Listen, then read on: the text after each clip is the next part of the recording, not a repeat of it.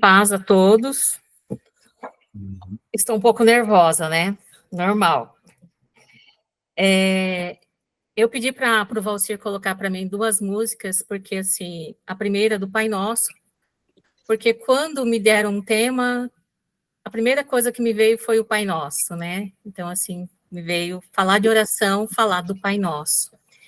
E quando a gente fala de oração, a primeira coisa que vem, né, quando a gente ouve da palavra assim, o que é oração? Falar com Deus. Eu acho que todo mundo já ouviu isso. Ninguém, quem não ouviu ainda, está ouvindo agora.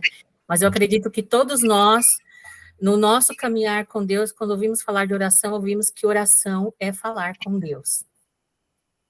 E aí, quando eu penso na oração que Jesus nos ensinou, que está lá em Mateus, vou tentar. Então, aí na oração do Pai Nosso, nós vemos que é uma oração. Eu não vou ler para não tomar muito tempo, né?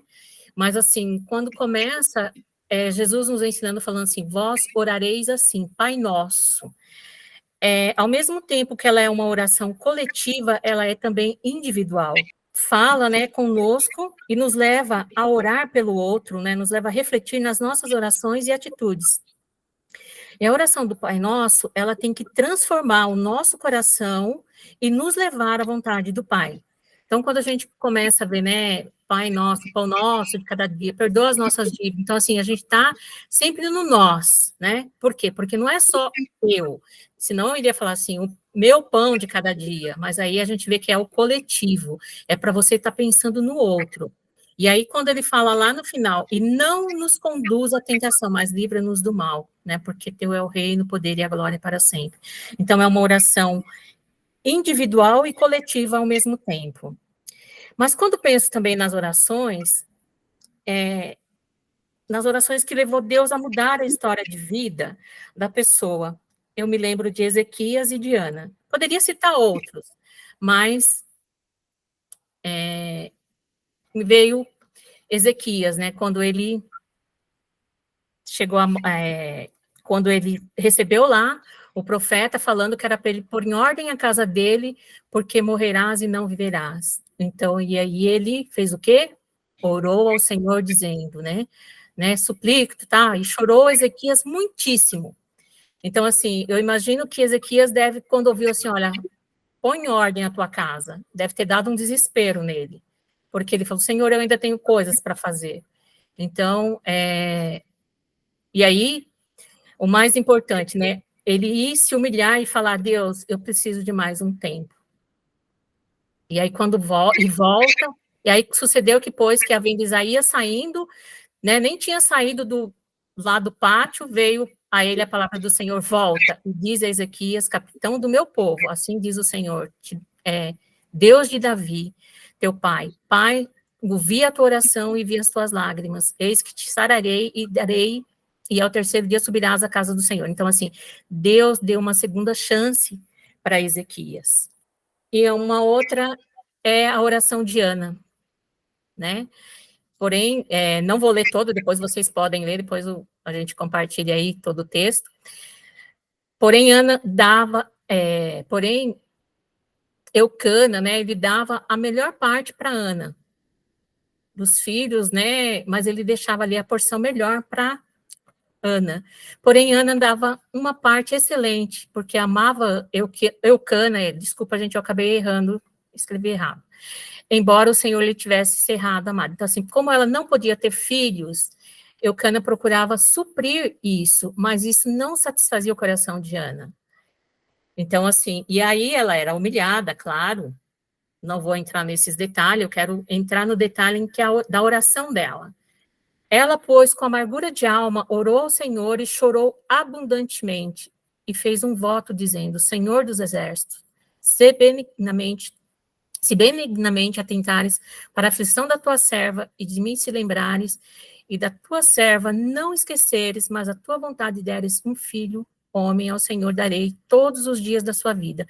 Então, ela fez um voto com Deus, né, e ali se humilhou. E Eli, né, o sacerdote lá naquela época, achou que ela estava embriagada, que ela estava,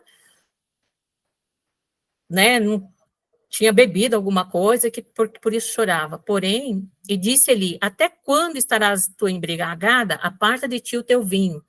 Porém, Ana respondeu, não estou, meu senhor.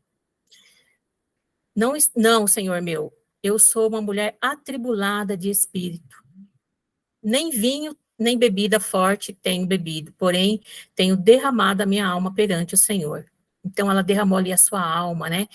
E aí, eu imagino que ele deve ter ficado envergonhado, que julgou mal Ana. E respondeu, vai em paz, o Deus de Israel te conceda a petição que fizeste. Então, Ana foi diante do Senhor com uma alma amargurada e chorou, né? Falando da sua angústia, e Deus ouviu a sua oração. E nesses dois casos, houve uma oração que transformou a vida dessas pessoas. Gente, eu não quero atentar aqui para o depois, mas eu quero atentar para o momento em que eles se humilharam e buscaram em oração a face do Senhor. E quero trazer uma outra situação que muitas vezes precisamos deixar o nosso orgulho e arrogância e ouvir Deus através do irmão, mesmo que ele seja uma pessoa simples. É o caso, eu já estou finalizando, é o caso da cura de Naamã. Porque Naamã, ele era um capitão do exército do rei da Síria, né? Era um grande homem diante do Senhor e de muito respeito, porque por ele o Senhor dera livramento aos sírios. Então, este era um homem herói valoroso, homem leproso, porém leproso. Então, no versículo 2 fala assim, e levaram preso uma menina que ficou a serviço da mulher de Naamã. Uma menina, uma criança. E disse essa a sua senhora, antes o meu senhor estivesse diante do profeta que está em Samaria, esse o restauraria da sua lepra, né? Então o rei deu a carta para Naamã, não vou, para não tomar muito tempo, né? Mas assim, o interessante é que quando o rei pegou a carta lá que Naamã levou, ele falou assim, mas acaso sou eu Deus? Mas aí o profeta falou para ele assim, manda a mim, né? Por que não mandaste a mim? Deixai vir a mim e saberá que há profeta em Israel. Então, às vezes, a pessoa acha que não. E aí,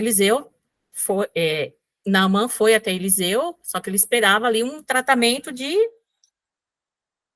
senhor, por ele ser uma pessoa importante. Porém, Eliseu mandou o quê? Ele ir se lavar no rio. E aí, nós vemos assim, o que Deus fez. Então, muitas vezes, nós somos como Naamã, achamos que merecemos um tratamento diferenciado e não queremos obedecer, porém, Naamã conheceu o Deus de Israel. Eu gostaria que você fizesse uma avaliação de como tem sido sua oração nesses dias. É uma oração que traz mudança no coração de Deus e no seu coração? Ou a nossa oração tem que nos levar a uma mudança de vida com Deus, onde a vontade de Deus é mais importante para mim? Precisamos permitir que o Espírito Santo exerça domínio sobre nossa vontade, nossas escolhas e decisões. Então, que esses textos, que esses louvores levem você a meditar como tem sido a sua oração nesses dias, né? Que Deus realmente traga uma transformação na nossa vida. Amém? Deus abençoe a todos.